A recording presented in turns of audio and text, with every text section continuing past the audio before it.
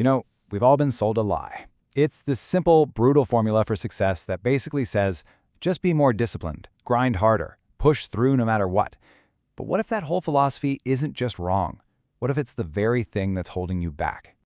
I bought into it, hook, line, and sinker. I really did. I tried to use sheer willpower to just force my life into the shape I wanted. And the result? Well, it was burnout, constant frustration, and a whole lot of beating myself up every single time I, inevitably fail. It really made me stop and ask a pretty basic question. What if this constant struggle isn't a sign that I'm weak, but a sign that we're all using the wrong tool for the job? Entirely. Okay, so to figure this out, we've got to look at the science that built this whole idea of discipline in the first place. And what you find is, well, it's a foundation that has just completely crumbled.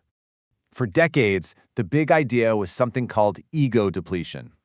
The theory was super simple, and it felt right, It said your self-control is like a gas tank. Every decision you make, every cookie you don't eat, it just uses up a little bit of fuel until poof, you're running on empty. And listen, this wasn't some fringe theory. We're talking hundreds of experiments that seemed to back it up. It pretty much became the scientific justification for every no excuses motivational poster out there. It was treated as a fact. And this, right here, is where the whole thing just falls apart. It's a total reversal. In 2010, a huge analysis found a massive effect for ego depletion. Seemed like a slam dunk. But then, just 5 years later, a much more rigorous analysis took another look. They corrected for something called publication bias, which is basically science's tendency to only publish exciting, positive results. And when they cleaned that up, the effect just disappeared. It went to zero. The final conclusion was just devastating for that old model. That willpower muscle we'd all been told to train? Yeah, it probably doesn't even exist. The whole idea that we're constantly running out of self-control seems to be, well, nothing more than a ghost in the scientific data. So if a lack of willpower isn't the problem, then what is? Well, the answer isn't in our character, it's in our biology. The real enemy, it turns out, has a name: friction.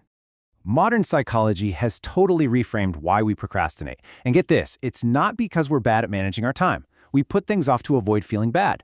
That task you're avoiding, it triggers anxiety, or boredom, or self-doubt. And your brain's #1 job in that moment is to make that bad feeling go away. Right now. In fact, neuroscientists have actually found the circuit responsible for this.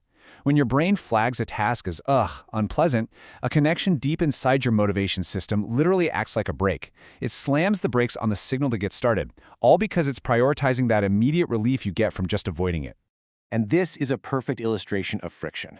See, when you face a vague goal like, I should work on my project, your brain isn't just dealing with the work. It has to do 2 jobs at once. First, it has to figure out what the heck work on my project even means. That's the planning. And then second, it has to actually do it. That uncertainty, that planning phase, that's the friction that hits the motivation brake. I saw this quote from a Reddit user, and it just nails it perfectly. What we look at and call discipline in other people, it might not be some special trait they were born with. It might just be the natural outcome of a well-designed system. A system that has removed enough of that friction between wanting to do something and actually doing it. And that brings us to the most important point of all. We have to stop trying to overpower our brain's wiring. It's a losing battle. Instead, we need to start designing our lives to work with it.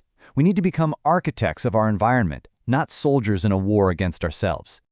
So get this. Research shows that the people who seem to have superhuman self-control, they're not actually better at resisting temptation. No, they're just the people who have to face temptation the least. They've structured their lives so they don't have to make that hard, white-knuckle choice every 5 minutes. They've made good behavior the path of least resistance. James Clear's work in Atomic Habits gives us this brilliant, really practical framework. Instead of just hoping for motivation to strike, you engineer the process. You make the good habits obvious, like putting your running shoes by the door. You make them attractive, easy, and satisfying. Let's just zoom in on that second law. Make it attractive. There's this fantastic little technique called temptation bundling. It's really just a clever way to hack your brain's own reward system. So here's a classic example. Let's say you love listening to your favorite podcast, but you kind of hate going to the gym. With temptation bundling, you make a new rule for yourself. You're only allowed to listen to that podcast while you're at the gym. Suddenly, the gym isn't a chore anymore. It's the gateway to something you're actually craving. You're not forcing yourself to go, you're being pulled there. And to attack that friction head-on, that's the third law: make it easy. We can use things like the 2-minute rule. The goal is no longer write my essay, it's open the document and write one messy sentence. That's it. Come on, anybody can do that. By making that first step so tiny it's almost silly, you just bypass that motivation break completely. The whole point is to get to a place where you stop deciding and you just start doing. So all of this, it points to a really radical shift in how we should think about self-improvement. It's not about being tougher, it's about being smarter. So the new goal isn't to become some master of self-control through sheer force of will. The real goal is to become an intelligent architect of your own life. Someone who has designed things so well that they rarely even have to use self-control in the first place. This story from the writer Susan Piver is just so powerful. After years of fighting herself with these rigid schedules, she just tried an experiment. For one day, she just did whatever she felt like doing. And what's shocking is that her day looked exactly the same. She got everything done that she would have on a disciplined day.